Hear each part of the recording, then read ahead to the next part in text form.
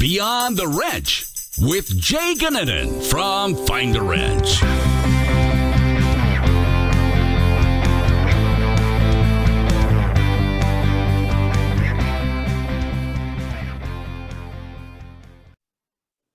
Hello and welcome back to Beyond the Wrench. We're excited to be back with you after taking a few weeks off.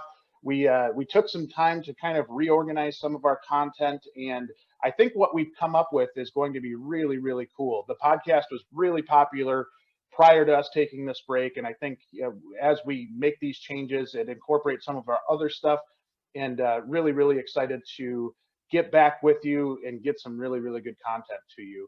A couple new additions to our weekly show. We're actually going to kick off each episode by announcing the winner of our weekly higher or lower game in the WrenchWay mobile app. So for those of you that are looking out to see who won the competition each week or the game every week, tune into the podcast. You'll be able to hear that. If you haven't heard of the WrenchWay mobile app yet, it is an outstanding, really, really cool app that I think you're all going to like. It's a place for technicians and industry professionals to give feedback on what they love about the industry, maybe what needs improvement with the industry, and really overall what it's like to work in the industry. And we cover a variety of different topics such as flat rate, productivity, certifications, and many, many more topics. Anyone who works in the industry can download the WrenchWay app in the App Store or on Google Play. We just updated the app so that it's no longer invite only. So you don't need to get an invite in order to be on the app. I think this helped us kind of maintain a good population on the app in terms of the folks that really were able to give good feedback. Now we're opening it up to the whole industry. So the update is live in the latest version of the app on Google Play and should be live on the App Store later this week. Last week's higher or lower winner is Matthew Lee with a high score of 40. Matthew won a $100 Amazon gift card, and he also got a shot at our Queen of Hearts pot. Unfortunately, did not turn over the Queen of Hearts, so the pot increases to $1,000. This week's featured topic in the WrenchWay app is on employee recognition. We're asking, does your shop recognize employees for their work? Log into the WrenchWay app, give us your feedback on this topic, and play our games for a chance to win that $100 Amazon gift card and $1,000 in cash. Want to give a special shout out and thank you to our friends at Full Bay for sponsoring the higher or lower game this week. Great people. I'd highly encourage you to go check them out. We love them. We love our partnership with them, and they're just great people. So go check out Full Bay if you get a chance. Now, on to the episode for this week. And I was so excited to record this one. This is with TC Olsen. TC is the Director of Talent Acquisition at LKQ. I think most of you are probably familiar with LKQ. It's a big company, and we talk a little bit about that in the podcast, but we discuss a variety of different things around recruiting military vets and really how to manage military vets once you have them in your shop. So I really hope you enjoy this week's episode. You'll see that TC is just an outstanding person, really, really talented, really, really smart, and really had a lot of fun. So hope you enjoy the episode, and talk to you next week. All right, welcoming TC Olsen, the Director of Talent Acquisition for LKQ Corporation, to the program. Excited to have TC on just because I've gotten to know him a little bit, gotten to kind of learn about his background. He actually took part in our WrenchWay roundtable around the very topic that we're going to discuss today. So TC, how you doing? I'm doing well. Definitely a fast day, fast year, but happy to be here, Jay. Yeah, we're happy to have you. It's fun to watch you. I've learned more about your journey kind of through this sector, through this industry. Why don't you tell us a little bit first off about what you do at LKQ? Yeah, absolutely. So at LKQ, I serve as the Director of Talent Acquisition for North America, which has been an exciting time. Obviously anybody in the industry that knows us or doesn't know who LKQ is, we're definitely the largest aftermarket and recycled auto parts company in North America.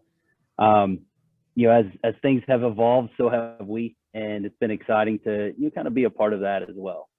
In my role, I am responsible for not just designing and implementing our recruitment strategies, but also delivering on that. And in a time like today, where you're almost handcuffed by so many different variables, it's definitely every day is brand new for sure.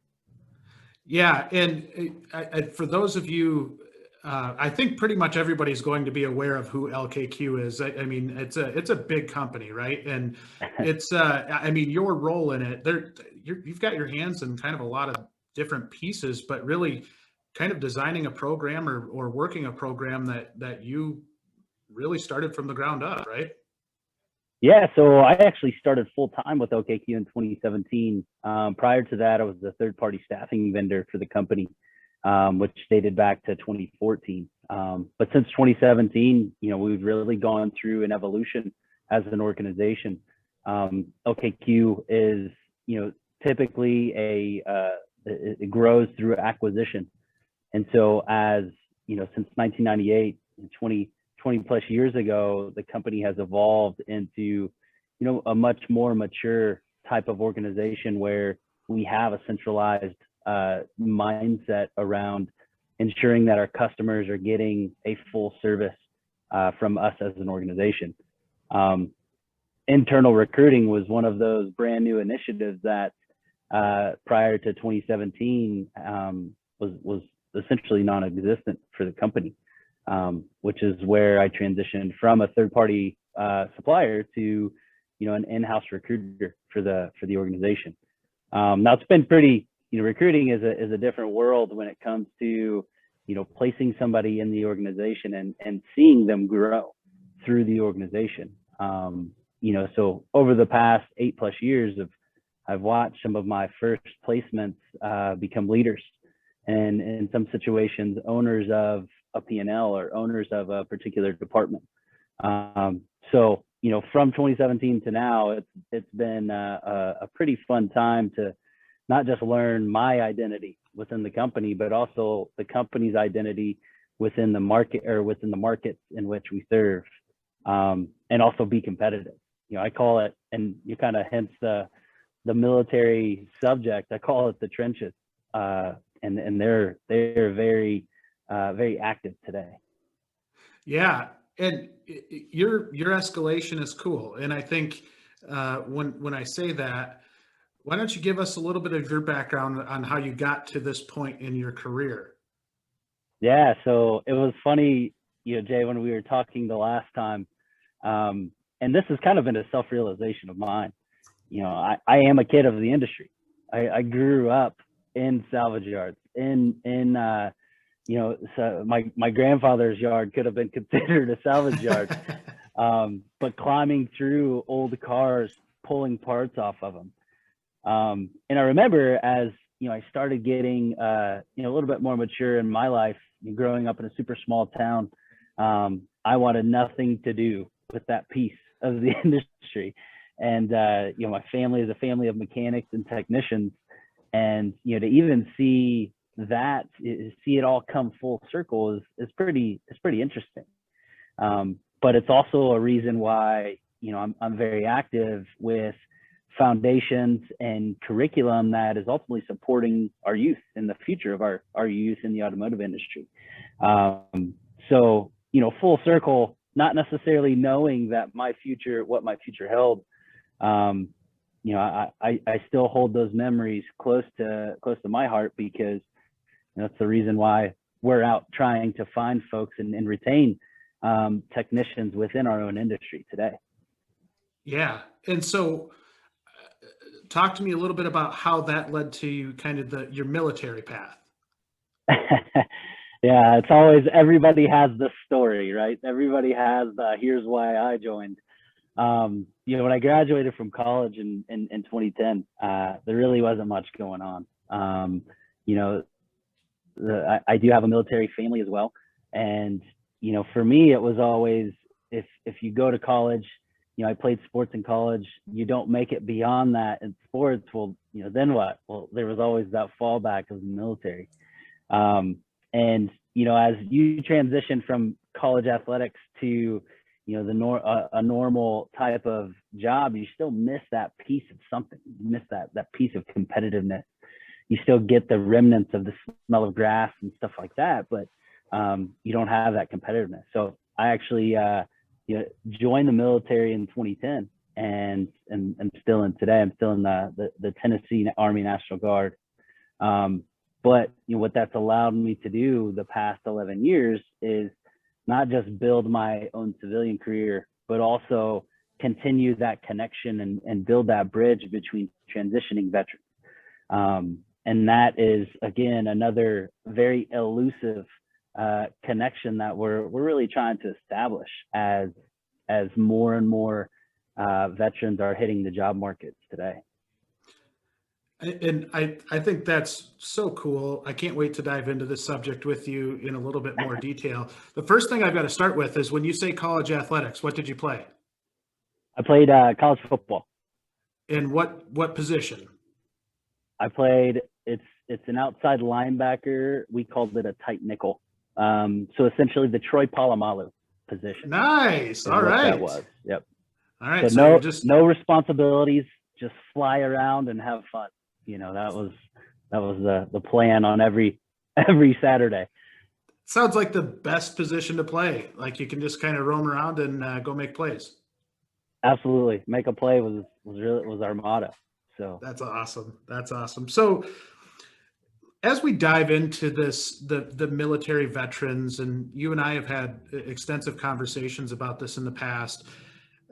One of the things that I like to start with is just kind of identifying maybe some stereotypes that we might see in the industry as it pertains to hiring technicians.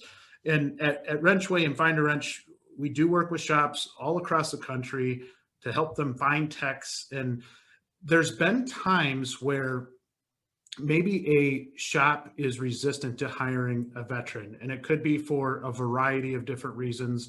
Sometimes they don't make sense to me, but there's times where I kind of understand where they're coming from, and I think that's where having conversations like this are so important, so that we can educate our industry on how we better manage and really maybe not only manage veterans, but manage our expectations. So one stat just real quick that we had with our WrenchWay insiders, who are primarily technicians themselves, we asked them, when your shop hires a military veteran, what is your immediate reaction? 71% said that it was positive, and 29% said indifferent. So I think as a general industry or community, we're fairly accepting of military veterans. Some people just don't care. They're just getting more help in the shop. That's what they need. But what have you seen in? I guess you're very military focused. So your stereotypes are probably to the good side, right? You love what you see out of them, and we'll talk about some of those traits. But have you seen anything in the industry that maybe, or maybe not even just our industry, but people hiring vets, that there might be some negative association to hiring a veteran? Yeah, I think a lot of it is just the lack of understanding. In many situations, and any veteran that probably has ever communicated with somebody who has no idea what the military does, the image of what somebody gets as a veteran is that person potentially holding a rifle, and in many situations that's a very low percentage. I think the understanding of who they are, of what they do, sometimes is not seen on a resume. It really does come down to having an in-depth conversation with those individuals. And, I do look at it from the positive side, right? I look at it from the competency. I look at it from the way that somebody can be thrown into a situation, an adverse situation, and adapt. For me, that is a level of productivity that they bring, not just to the workforce, but they bring to any organization that really takes that opportunity to get to know who that person is. The lack of understanding sometimes really draws different emotions to who that person could potentially be, right? And some of the stereotypes, we all grew up, I think everybody may remember 9/11 and may remember exactly where they were. But I think it's also something that you have to look at every veteran, post that time frame and saying, hey, this person volunteered to come out and serve their country. I think that is something that I always point to, we're men and women of action. And that is, whatever that adversity is, we're gonna find a way to overcome it. But I think really the biggest misconceptions come from just the lack of understanding who they are, what their role was within the military. And, there are a lot of programs out there today that anybody has access to, that will describe what, certain MOS, certain specialties are and really what they do. What we're trying to teach internally is for veterans to be able to communicate that to a civilian or to somebody who's never had any exposure to the military. Yeah, and I think it was funny when we did our roundtable because everybody was saying their designations as we were going around, and I'm like, well, I feel like an idiot because I have no idea what any of that means. Right? I mean, and that's kind of where that barrier is, or that, maybe that lack of understanding from the general civilian population to military vets is that's been your language for a long time. And being able to translate that into a civilian world, right or wrong, it's more like trying to, I love your approach, and when what you're working with vets on is, trying to be able to communicate that over to the general public, right? And yeah, and it's something that I personally on the hiring end have struggled with. And I mean, when you talk about those types of resources, if you're a company out there, what type of resources are there so you can have a better feel when you do get into a conversation with some vets that you don't feel like such an idiot? Yeah. No, there's a lot of state organizations that do provide more of an in-depth dive into what maybe an 11 Bravo did. That's an infantryman. That's the MOS that I've held for 11 years. Or what somebody in transportation was responsible for. There are so many different resources that can be accessible through Google, Yahoo, Bing, any of the major search engines. I think what it really comes down to is how interested are you in that person? Is that something that you really need, that is really going to be that tipping point, whether or not you want to hire them? And that's where, I pitch this within LKQ as well. Let's look at competency. We know they may not have the exact experience we need. Now, if that's a role that isn't necessarily going to be, we have some time to kind of get them up to speed, but these major competencies are there. That's really what we try and operate under. But when it comes to resources, there's resources externally for civilians looking to hire veterans, and vice versa for veterans looking to transition into the civilian world. And each branch has their own transition assistance type of program it's typically free for employers to either visit the website, visit their social media pages, go and literally shake hands with those types of people who are transitioning out. I'll just tell you from the Army's perspective, the Army has one, it's called the Transition Assistance Program.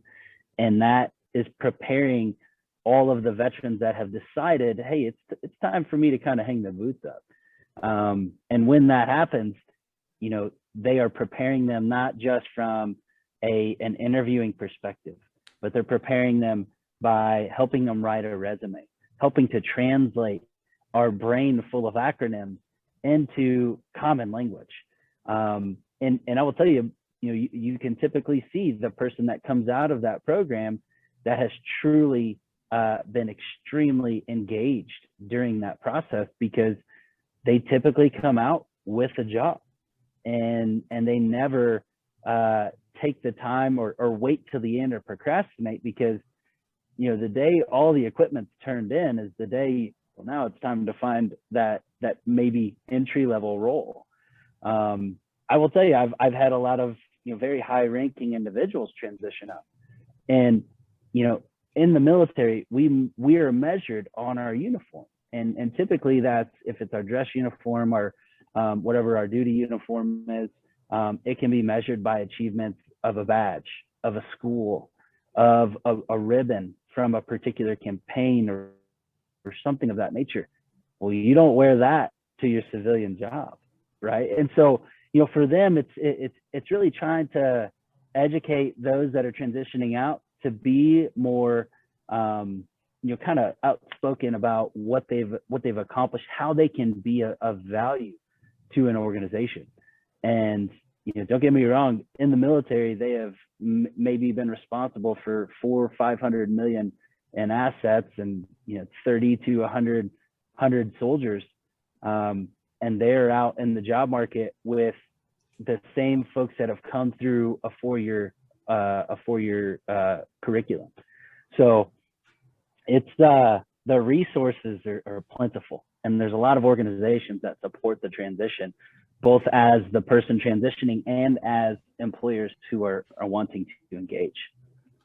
Yeah, that was great information. I actually, as I'm thinking through this, I'm like, oh my goodness, there's specific examples where I could just envision going through interviews with vets, and I'm sure they were frustrated with me for not knowing what they were saying. But this actually helps with just identifying, okay, some of the simple stuff that you would think me as a non-military vet would be able to understand. I think breaking it down at that level does help me a lot, and hopefully it helps some of our audience as well. One of the stereotypes that I ran across, and I think it's similar, I see some parallels to how people handle individuals that come from a school. And when I say that, a lot of times they'll have one person that didn't live up to their expectations come in, and they're from one school, and then they're like, that school sucks. Like they're biased. Yeah, exactly.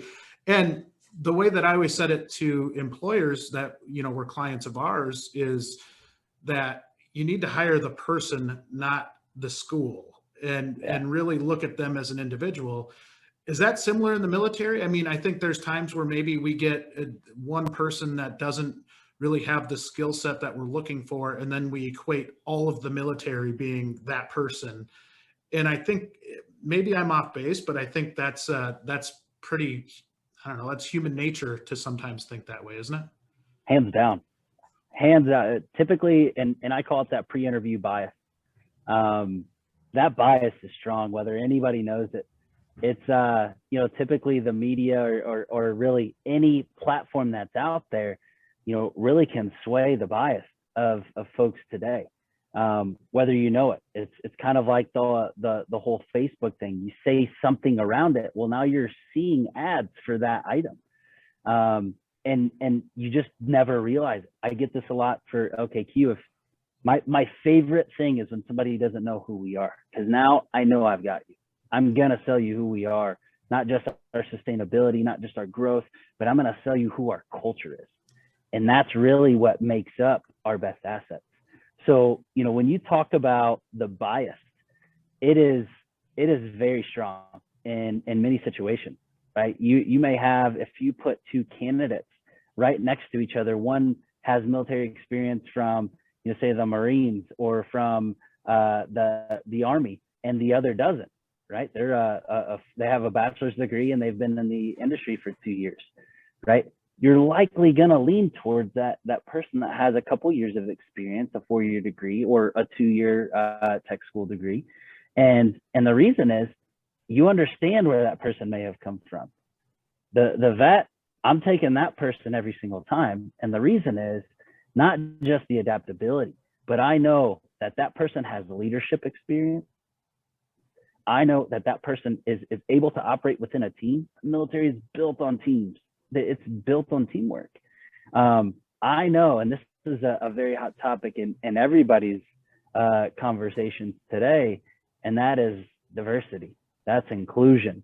Yes, a veteran does fall into one of those categories, But the military as a whole is one of the most diverse organizations there is in the world. And the reason for that is there's all walks of life. We bring everybody in. If you want to be a part of it, come on. You just have to go to this schooling. You make it through these tests. You're constantly evaluated. So those bias are very strong. And they can really be the deciding factor whether somebody knows it or not. But I like that question because I like breaking through them. Typically in the military, we have our own internal bias, and we may say, oh, that person is in this military specialty. Yeah, we're not going to talk to them. Or that person's of that branch. Yeah, we don't really hang out with them. But we all land back in the same markets. And then it's like you're looking for that familiar face, and you're like, okay, that person said one word, which indicates that they are a veteran or they are somebody who has some military experience. I'm going to go talk to that person. So, and I get that a lot too, because in the world of artificial intelligence, bias is really, it's really trying to break through that, but there's still a human component behind it. So yes, yeah. You do see that bias throughout the process. Well, and I think that creates a huge advantage for you when it comes to going to market, right? And when you're going out and talking to individuals, having that military background and being able to talk to them at their level is a huge benefit, right? Like I got to feel like there's some level of respect for one another, that when you go on that journey, not everybody does. And so what that other person went through. I got to imagine there's some level of mutual respect there where you just kind of, you feel like you're on a team even before you meet that person. And one of the hardest things in the military is not even in the military. It's the transition out of it. Right. It's the culture. We're wiped of our habits as we go through processing in the military. Well, then you're basically rebuilt from the ground up, and then you say, okay, I'm done. I'm getting out. Well, now you've got to relearn certain things. I remember I started out as guard. I'll end as guard, and I remember the benefit. And it took me probably until about my time here, 4 or 5 years, or 3 or 4 years ago, and that was to say, man, I am glad I chose this path, or I'm glad I landed on this path, because that transition, I see it in and especially our folks that are transitioning out, whether it's after a 4-year contract or after 20 years. And that is, there's so much uncertainty. They don't operate like we do. And so when you talk about, some of the things that is beneficial to us as an employer seeking veterans, it hands down is that instant comfort level or that instant understanding. I'll give you a great example from this week today. Reached out to a candidate. He doesn't have our industry experience, but he was a captain. He was a captain in the Army. And, in many situations, if we're reaching out, they may or may not know us. There's a lot of people hiring today, hence we're losing our people to other industries. But the minute you break that barrier down, and that barrier was, hey, you're a 19 series. I can instantly tell from your resume, from your background, and that conversation is automatically different. And you're able to really just kind of break those barriers down. I would use, if I was somebody who was trying to attract veterans, I would use a veteran to help in those initial conversations, because that is going to allow whoever that person, and maybe that's one of the best technicians you've ever seen on paper, and you see they have military experience, that could be the deciding factor in pulling that person into your organization. So it's definitely a comforting conversation, not just for me, but or really anybody on my team. It's a comforting conversation for that candidate. And today's world, the reason we're losing technicians is because other industries are in some situations much more attractive than we are here. Yeah, and that's a big piece of why we talk on this podcast too, is just trying to make sure that we're doing our part to improve the industry and working together with that.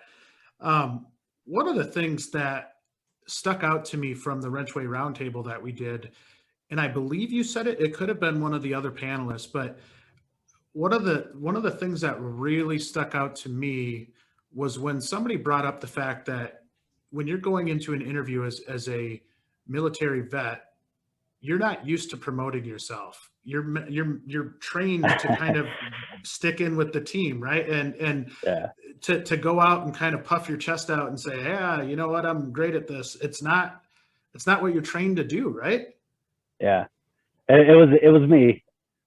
And it was, I do a lot of presenting, not just internally, through the creation of talent for the company, really building relationships with universities, building relationships with tech schools and other types of institutions. But I did a lot of that through finding their veteran program.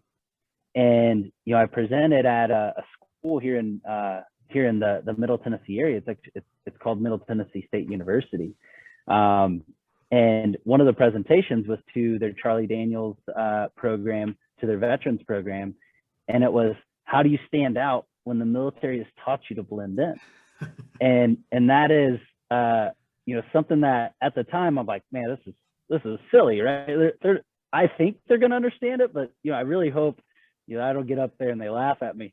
But, as I said it made so much sense, because in the world we live in today, your digital image is your image. It doesn't matter what you've done, your education, your experiences. If you have a negative image digitally or on social media or one of those platforms, that's tough. That's going to be tough to overcome, because typically what lands in those platforms, it's there and it's there forever. In some situations, it's discoverable. So part of that presentation was really, ensuring that your brand is one that not that you can just speak to, but it's also an efficient and a positive brand that an organization can really take a look at and see you as a viable member of their team. But that is one that is difficult. And I say, many pieces of the military have these internal groups, and you instantly there's really only one way in, and that's through processing, right? Not many folks get access to those groups. A lot of folks will call out the West Point group, because if you've gone through West Point, typically you have a network outside of it, or as you've hit the civilian world. There are several other ones as you look at the military and how it's broken down by job. But networking hands down is the most effective tool. In the digital world we live in, you may apply for a job as a technician and never hear a word back.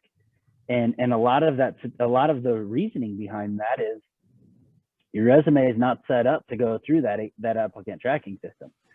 So as that applicant tracking system parses your information, it's parsing it based on the requirements of that role. And so you may not even get the chance to say, here's who I am, and really even shine or let your competencies shine.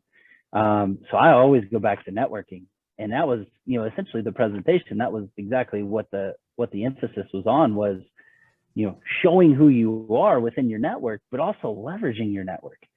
Because that is one piece that, I think that the old stat was 2% of people have the ability to be in the military, 2% are in the military or have been in of the population. And, that's a very large group. And when that group is unified, and we bring brothers and sisters in all the time, and we walk them right past that process, right past that applicant tracking system, where they may have never even got exposure had they not reached out. So, I always say that networking is by far the most effective tool for finding a job, as well as trying to find a veteran to bring into the organization.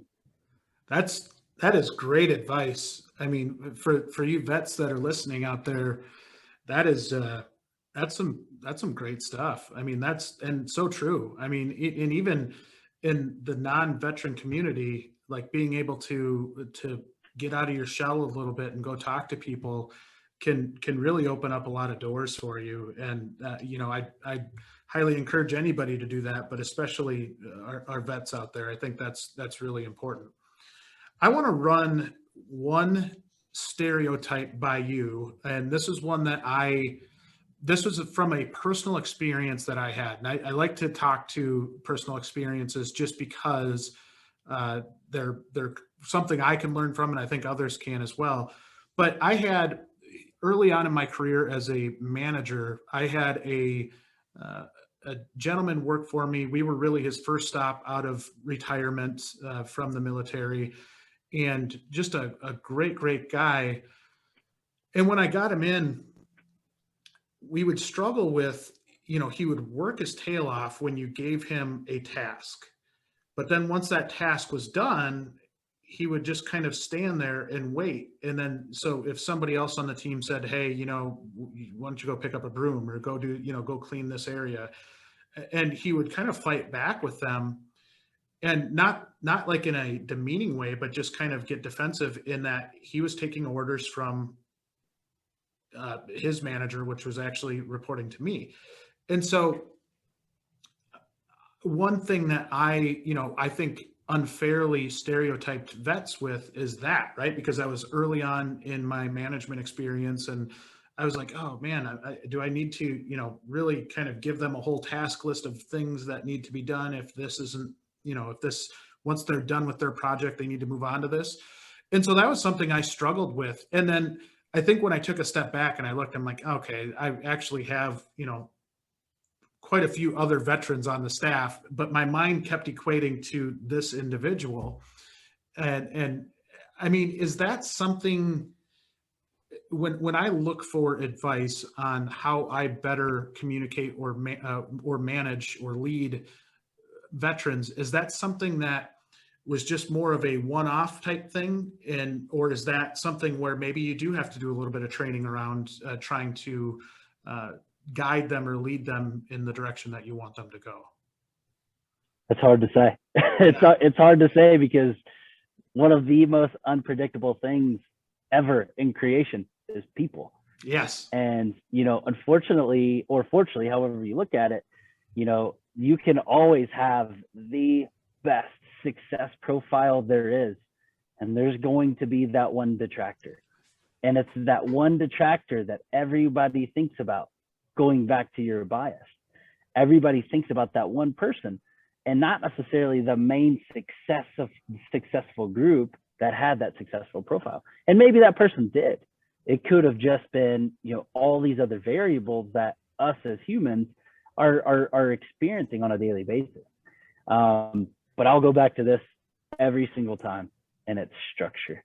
If you are given somebody, you know, just a very little, and I'm not saying that we can't jump in feet first and figure our way out of a mess. That is the military. The military is always, you can have the best plan, and you just know there is going to be some sort of deviation from that, whether it's because of logistics, supply, because of personnel, whatever it is. But I think with structure, you give veterans that next achievable point, right? And it's not to say that we're only task oriented, because yes, we're definitely task oriented. That's how your career is built in the military. But it's more to say that, you know, if I am taking orders or I'm following directions from the person that gave me those directions and I complete them, right? I should also know a subset of what I should be doing beyond that. And that really comes from that structured plan. You know, so that's the process and procedure. The same way to take apart, to disassemble and reassemble a weapon is the same way that we should learn how to do certain things with the vehicle, and the little subset processes that do come into play if, you know, say this doesn't work or this pin isn't there.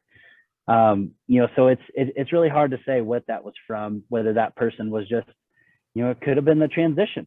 the transition could have been just super difficult for that person in that particular situation. Well, and I think you hit it spot on. It was structure, right? When Structure. And that in that scenario, it was lack of structure, and being able to work through that with him. I learned a lot in needing, really understanding what he craved in terms of, okay, I need this way. And when we did that, we saw, because we always knew he was productive, right? Every time you gave him a task, he would work like hell, and he was great. It was just those in between moments, and once we fixed those, it was great. We had a great experience. So, that's that. I'm more so state that from the standpoint of I'm totally guilty of having that stereotype at one point in my life. And it was not any fault of his. It was my fault for not understanding how to lead him. And really, I think that's part of everybody's management growth journey. But that was something that, in my experience, I struggled with early on, and it's still, it's still a learning process for me. But I think that's, just hearing everything that you just said there is like spot on. I mean, that's exactly how I should have done it rather than how I did it. Well, and I think you mentioned a word in there that's extremely important to especially veterans, and that is leadership. Leadership is one that we all chase in some form or fashion. And then sometimes it's really giving them some sort of ownership over something, whether that's a process, that's a tool, that's, some sort of relationship. That is also a great way, not just to get buy-in, but build trust from that person, and also see how good of a leader they can potentially be. We've all had them, the really, really good ones, and we all chase them. And we've all also had these ones, and that's the really, really bad ones, and we try and stay away from them. But it's important to take a piece from every single one, knowing like, hey, I shouldn't be that one that had this potentially negative trait, but I also want to make sure I try to be that one that has that great trait. So, leadership is extremely important. I will bucket that up there with structure for anybody. And, that's not even just the veteran community. That is every single person. They're not leaving LKQ. They potentially are leaving because of leadership or some form of variable where they haven't potentially, been utilized fully based on their potential. So it's a big word. Yeah. And I don't know how this equates, but I read Jocko Willenick's book, Extreme Ownership. And I don't know, like something like that. How is that perceived in the military? Hey, that's good.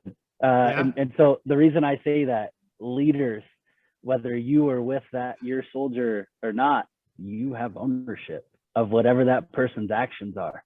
And so, and this could have been that particular situation.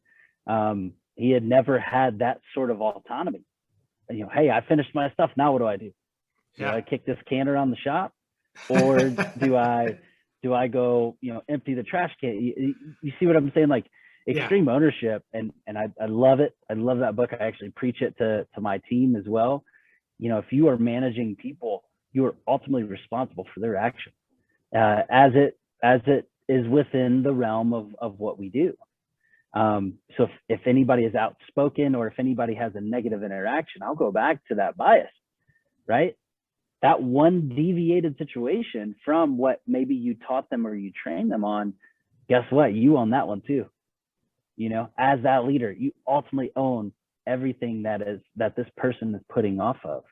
So extreme ownership. I'm responsible for our third-party supplier relationships as well, and they have gotten a handful of Jocko quotes from me, because when somebody ultimately messes up or something happens, and whatever the situation is, it is essentially you're telling me we have to pay for your lack of training of that person. I'm going to give that right back to you and say, no, it's ownership. And if my team is in the wrong, I'll own it. If yours is, I expect you to own it. That's a partnership.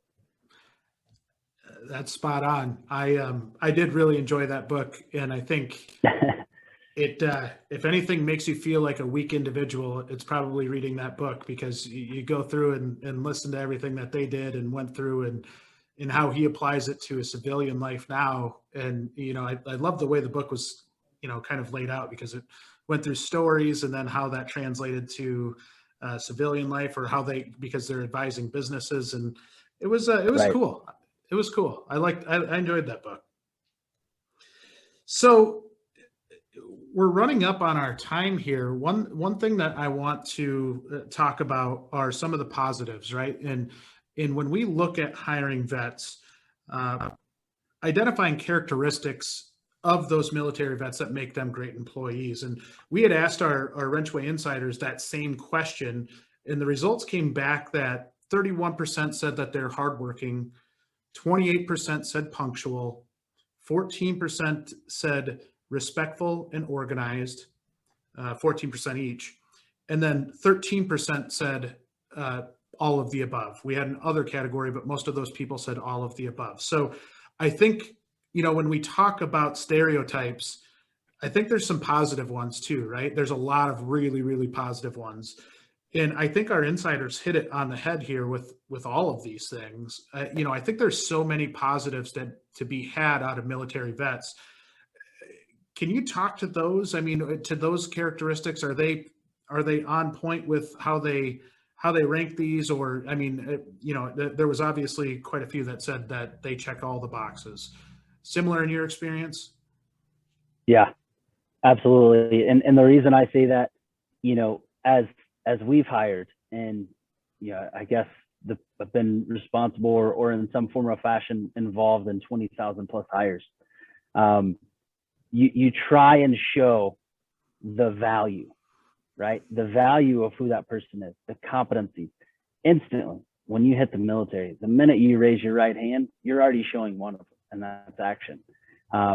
Being able to respond to certain things with actionable items. I always look at productivity, because everything is about performance. If these types of individuals are coming in, they have probably had to learn on the fly. The old military way, like, hey, throw them in, let's see what comes out, right? But those are transferable skills that may not be on a resume.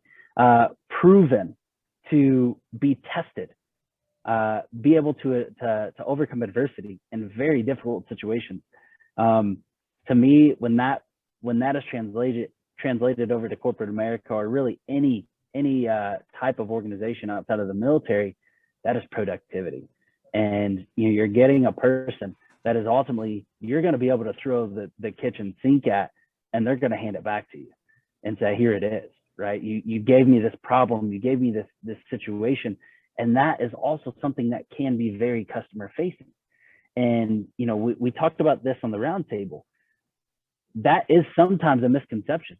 We actually do know how to talk to everybody. It's in the manner of which we feel we should be talking to them that really is what's in question. There's instant respect as you walk into some of those conversations. And it's definitely something that's learned through time, to be able to respond when you're not given that respect. But and I always have this, I kind of laugh, I giggle almost like a kid when people curse at me. And I don't know where it came from, but it's kind of just this 10 years, this decade of having some adverse conversations. But you're getting the teamwork, you're getting the ability to take not just safety, but health and safety into consideration in just about everything that you do. And then many times, if we've been involved in it and it's not a good situation, it's because we already measured those risks and we thought we could get past that one piece that was bad. Performance, I go back to performance under pressure, performance in adversity.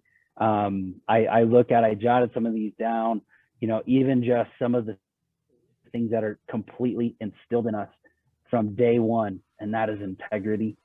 Every organization, if integrity is not in the conversation of your mission statement or your values as a company, as an organization, If it is, which I'm assuming most are, if not, they're probably the folks that are calling us 25 times a day about our warranties.